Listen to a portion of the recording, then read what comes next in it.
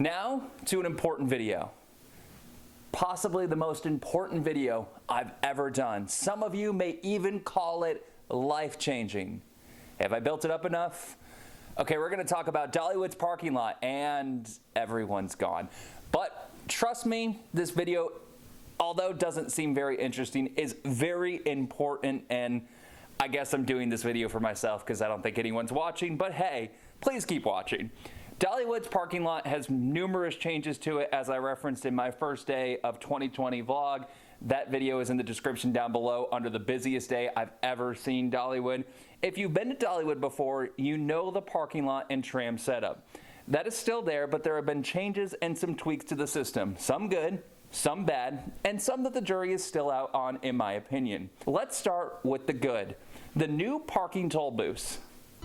We've added 2 toll booths, which has increased our width from 10 lanes to 14, about a 40% capacity increase. That is how it's being advertised. It's further back and doesn't back up onto the road. And more importantly, guests can get through with more booths, which means more people can get through, causing less of a backup, and people can get into the park more quickly. Other good, the tram stop loading area is for guests. It's not just one small opening. It stretches the entire length so people can line up through the area and go straight into the tram by row. That's very good as compared to one hole where you had to pivot all the way through.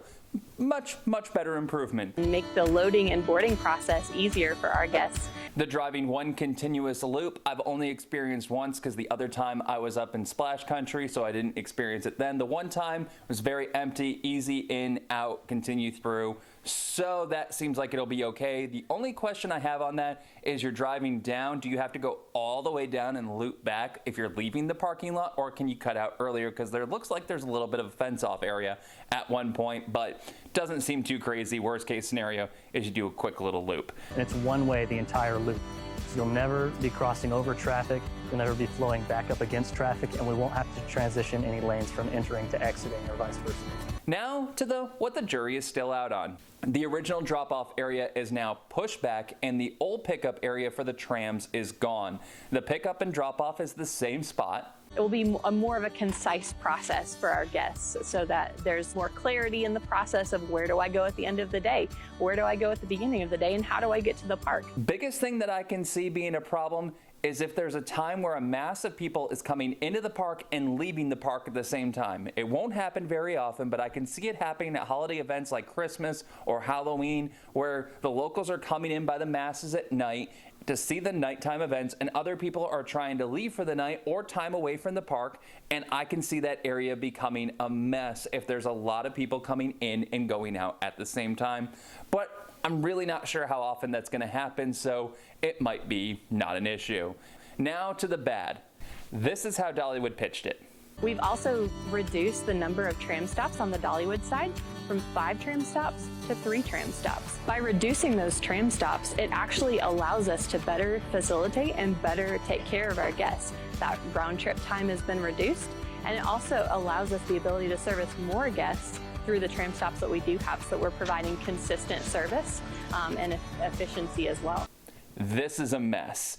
3 tram stops, but the same parking lot. So they went from 5 to 3, but the same amount of parking lot area. So that just means a lot more walking. If you park next to the tram pickup area like I did the last time I was there, no problem. But there are so many areas where you will have to park and walk, like this one right here, all the way to the tram stop. I'm in acceptable shape, and I still thought, wow, this is a lot of walking before getting to the park, and after a long day at the park, this is a lot of walking. I'm 30, I'm fine.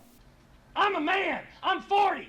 Not quite the same thing, but when I typed I'm 30, I'm fine, that's what I thought of. But back to Dollywood. Dollywood caters significantly to older people and little kids, and that much walking for both of those age groups isn't fun. Parents and grandparents don't want to carry or push a stroller even more than they already have because little kids are going to get tired. Trust me, it happens. I walked about a quarter of a mile up a slight hill to get to the car after a day in the park. Not a great ending, and I'm not alone here.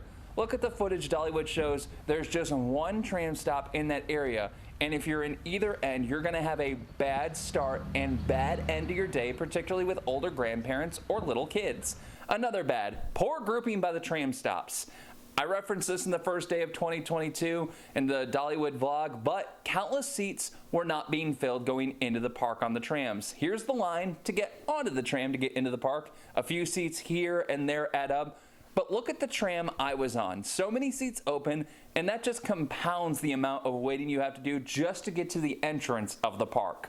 Poor planning. Not enough signs saying where you should go, where you can walk, where people should go. I think there was a walkway to get to your car, but I'm not 100% sure. I think this is the walkway to get to your car, but I'm not 100% sure. There's a sign here and there, but not enough, and I shouldn't be able to pick an area, look all the way around and not see a sign to tell me where I'm going. That's just too far of a distance without any signs guiding to what you need to be. And finally, the free-for-all at drop-off. This is crossing through the parking lot that many people are going every which way, and we left early, so it was not even that much of a traffic leaving, and it was still a mess. Come park closed, particularly on Christmas, Halloween, or firework events, this is going to back up like crazy between cars and people trying to get through. It's going to be a mess. No traffic allowed to exit because people are crossing, which is just going to back up more cars, which is going to cause more of a mess as people are trying to leave, and it's just going to be a giant blockade, and it's not going to go over well. Dollywood, you need to change this. Thanks for watching, and I would say don't forget to like and subscribe, but honestly, if you've watched all the way through a parking lot video, you probably have already done both of those things. Thanks for watching. I appreciate it.